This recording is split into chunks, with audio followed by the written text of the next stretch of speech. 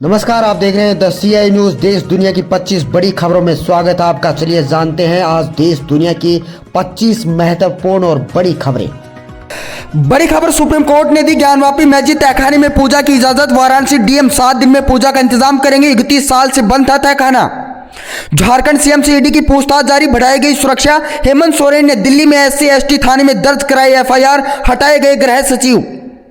राजस्थान की सरकारी टीचर नहीं लिख पाई सौंदर्य और ब्रह्मचारिणी, शिक्षा मंत्री हंसने लगे। जयपुर के सरकारी स्कूल का निरीक्षण करने पहुंचे मदन दिलावर, बच्चों के साथ बैठकर खाया खाना।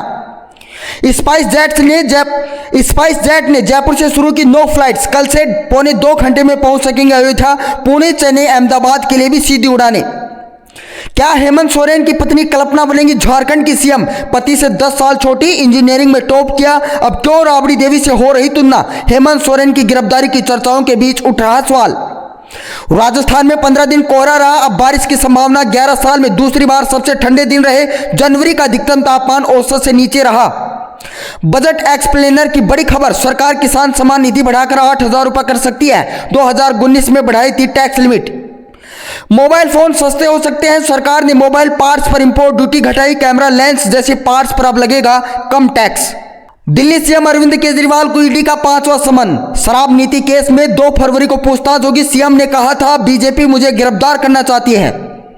मराठा तो माने कहीं OBC ना खो दे बीजेपी। छगन भुजबल ने टेंशन बढ़ाई, अपनी ही सरकार के खिलाफ हुए महाराष्ट्र के OBC नेता। गैंगस्टर रोहित गोदारे के अपने दुश्मनों को चेतावनी, लिखा राजू ठेठ की हत्या करने वाले जेल में बंद, धमकी देने वालों से मेरा कोई लेना देना नहीं। बिहार में बीजेपी वर्कर्स को नसीहत, जय श्री राम न बोले, सियावर रामचंद्र की जय का नारा लगाएं, JDU नेताओं से मिलकर रहें। संसद का बजट सत्र, राष्ट्रपति ने कहा सदियों बाद राम मंदिर का सपना पूरा हुआ। PM बोले हुड़दंग करने वाले सांसद आत्मनिरीक्षण करें। राजस्थान में घट सकते हैं पेट्रोल डीजल के दाम, सीएम ने अफसरों से तैयारी को कहा। कितने कम हो सकते हैं रेट, कब होगी घोषणा? कटिहार में राहुल गांधी की सुरक्षा में बड़ी चूक, गाड़ी पर चढ़े कांग्रेसी, टूटा शीशा। अधीर रंजन चौधरी बोले पीछे से किसी ने पत्थर मारा होगा, कांग्रेस ने किया खंडन। मणिशंकर अय्यर को घर खाली करने का मिला नोटिस, उनकी बेटी ने राम मंदिर प्राण प्रतिष्ठा का किया था विरोध। RWA बोला सार्वजनिक माफी मांगे। चीनी सैनिकों से भिड़े लद्दाख के चरवाहे, वीडियो हुआ वायरल। चीनी सेना भेड़ चराने से रोक रही थी, चरवाहे डटे रहे, कहा यह भारतीय जमीन। बिहार में अलग होते ही नीतीश ने याद दिलाया लालू का जंगल राज, बोले तेजस्वी तो बच्चा था, शाम होते ही लोग सड़कों पर निकलने से डरते थे। पश्चिम बंगाल की सीएम ममता बनर्जी का कांग्रेस पर हमला, बोली कांग्रेस लेफ्ट बीजेपी को मजबूत कर रही, सिर्फ TMC ही भाजपा से लड़ सकती है। 2 फरवरी से केंद्र के खिलाफ देंगी धरना। तमिलनाडु के मंदिरों में गैर हिंदुओं के प्रवेश पर रोक, मद्रास हाईकोर्ट का सरकार को आदेश। मंदिर पिकनिक स्पॉट नहीं, गेट पर नो एंट्री का बोर्ड लगाएं। वॉशरूम में महिलाओं के वीडियो बनाने पर स्कूल टीचर गिरफ्तार। महाराष्ट्र के नागपुर में इंडस्ट्रियल एक्सपो में वारदात की, 12 से ज्यादा महिलाओं के बनाए वीडियो। सुप्रीम कोर्ट बोला राजनेताओं को मोटी चमड़ी वाला होना चाहिए। पश्चिम बंगाल के पॉलिटिकल कमेंटेटर की याचिका पर टिप्पणी की, कहा जजों पर भी यह बात लागू होनी चाहिए।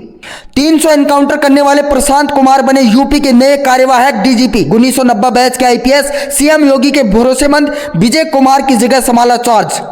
दिल्ली एयरपोर्ट पर पैसेंजर्स ने लगाए नारे, इंडिगो चोर है, फ्लाइट कैंसिल होने से नाराज थे। एयरलाइंस ने कहा मौसम हमारे कंट्रोल में नहीं।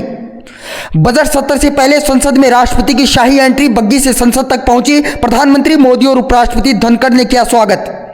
बड़ी खबर, सुकमा बीजापुर मुठभेड़ का ड्रोन वीडियो हुआ वायरल। हिडमा एंड कंपनी ने किया हमला, जवानों को घेरने पोजीशन लेते दिखे नक्सली, 3 जवान हुए शहीद। बस्तर आतंकी हमले पर बोले छत्तीसगढ़ के CM साय, बोले खून के कतरे कतरे का लेंगे हिसाब। बस्तर में शहीद जवानों को दी श्रद्धांजलि। सुकमा बीजापुर मुठभेड़ में 14 जवान भी घायल। अखिलेश का परिवार पर भरोसा, PDA पर दाव। 16 में से 11 कैंडिडेट OBC के, पहले ऐलान करके कांग्रेस पर बनाया था प्रेशर, भाजपा बसपा को चैलेंज। पूर्व विदेश मंत्री जसवंत सिंह की बहू के एक्सीडेंट में मौत। राजस्थान में दिल्ली मुंबई एक्सप्रेस वे पर कार का हादसा, पूर्व सांसद मानवेंद्र सिंह और बेटा घायल। अरविंद केजरीवाल ने बीजेपी पर साधा निशाना, बोले ट्रंप किस तरह सत्ता से चिपकी रहेगी बीजेपी, लोकसभा चुनाव हारने के बाद भी नहीं छोड़ेंगे सीट। चंडीगढ़ मेयर चुनाव में बेईमानी का आरोप लगाया। स्वामी रामदेव के वैक्स स्टैचू का हुआ अनावरण, योग मुद्रा में बनाया गया पुतला। न्यूयॉर्क के मैडम तुसाद म्यूजियम में लगेगा स्टैचू। भारत में भ्रष्टाचार बढ़ा, 180 देशों की ट्रांसपेरेंसी रिपोर्ट में 85 में से 93वें स्थान पर आया। चीन 76वें, पाकिस्तान 133वें नंबर पर।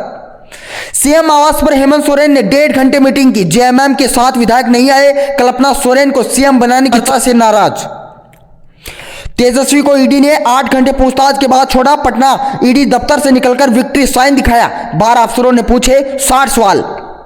राजस्थान की बड़ी खबरें फटाफट। आरपीएससी ने सीनियर टीचर के 347 पदों पर निकाली वैकेंसी। संस्कृत शिक्षा विभाग के 6 अलग अलग विषयों के वरिष्ठ अध्यापकों की निकली भर्तियां।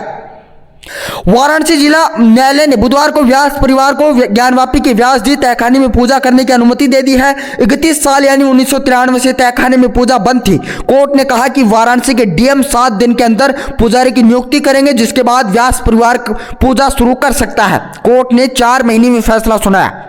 जी हाँ, 25 सितंबर 2023 को शैलेंद्र व्यास ने वाराणसी कोर्ट में याचिका दायर की थी।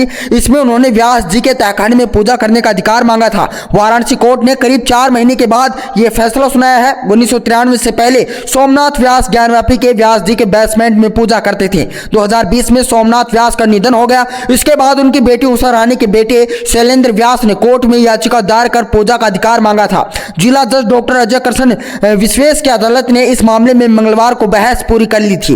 इस दौरान अंजुमन इंतजामिया ने वकील मुमताज अहमद और अखलाक अहमद को बताया कि व्यास जी का तहखाना मस्जिद का हिस्सा है। ये वक्फ बोर्ड की संपत्ति है, इसलिए पूजा की इजाजत नहीं दी जा सकती।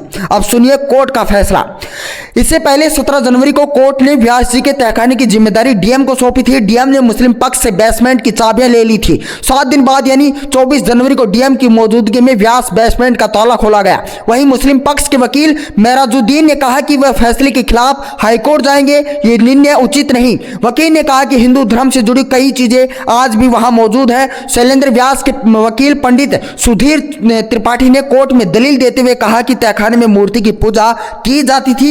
1993 के बाद व्यास जी को यहां जाने से रोक दिया गया था। इससे बेसमेंट में होने वाली पूजा बंद हो गई। बाद में बेसमेंट का दरवाजा हटा दिया गया। वहां हिंदू धर्म से जुड़ी कई चीजें आज भी मौजूद हैं।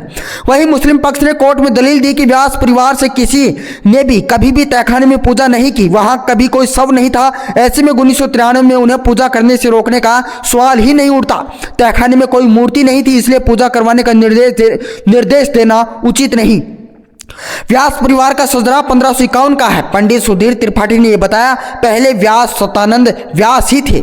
बैजनाथ व्यास की पुत्री ने वंश को आगे बढ़ाया। बैजनाथ व्यास का कोई पुत्र नहीं था, अतः उनकी पुत्री राजकुमारी ने वंश को आगे बढ़ाया। उनकी पुत्र सोमनाथ व्यास, चंद्र व्यास, केदारनाथ व्यास और राजनाथ व्यास ने इस परंपरा को आगे बढ़ाया है। सोमनाथ व्यास की 28 फरवरी 2020 को मृत्यु हो गई। उनकी बेटी उषा रानी के बेटे शैलेंद्र कुमार व्यास हैं, जिन्होंने याचिका दायर की थी। एएसआई की सर्वे रिपोर्ट 25 जनवरी को सार्वजनिक की गई थी।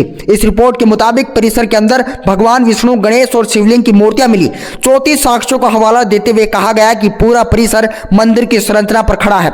मस्जिद परिसर के अंदर महामुक्ति मंडप नामक एक पत्थर की पटिया भी मिली। एएसआई ने रिपोर्ट में लिखा कि ज्ञानवापी में एक बड़ा हिंदू मंदिर मौजूद था। जब औरंगजेब 17वीं सदी में, उस समय ज्ञानवापी ढांचे को ध्वस्त कर दिया गया था। कुछ भागों में संशोधन किया गया है। मूल रूपांकन को प्लास्टर और चूने से छिपा दिया गया। 839 पन्नों की रिपोर्ट में एएसआई ने परिसर के प्रमुख स्थानों को उल्लेख किया है। ऐसा प्रतीत होता है कि यह संरचना 17वीं शताब्दी में औरंगजेब के शासनकाल के दौरान नष्ट कर दी गई थी और इसके कुछ हिस्से को संशोधित किया गया था। मौजूदा संरचना में पुनः उपयोग किया गया था। सामने आए वैज्ञानिक अध्ययन सर्वेक्षण के आधार पर वास्तुशिल्प अवशेषों के अध्ययन से उजागर विशेषताओं और कलाकृतियों, शिलालेखों और कला मूर्तियों के आधार पर यह कहा जा सकता है कि मौजूदा संरचना के निर्माण से पहले वहां एक हिंदू मंदिर मौजूद था। यह कहा जा सकता है कि मौजूदा संरचना के निर्माण से पहले वहां एक बड़ा हिंदू मंदिर मौजूद था। मौजूदा ढांचे की पश्चिमी दीवार पहले से मौजूद हिंदू मंदिर का विशेष हिस्सा है। पत्थरों से बनी और 36 सांसों से सुसज्जित यह दीवार पश्चिमी कक्ष के शेष हिस्सों, केंद्रीय कक्ष के पश्चिमी प्रक्षेपण और इसके उत्तर दक्षिण में 2 कक्षों की पश्चिमी दीवारों से बनी है। दीवार से जुड़ा केंद्रीय कक्ष अभी भी अपरिवर्तित है, जबकि दोनों पार्श्व कक्षों में संशोधन किए गए हैं।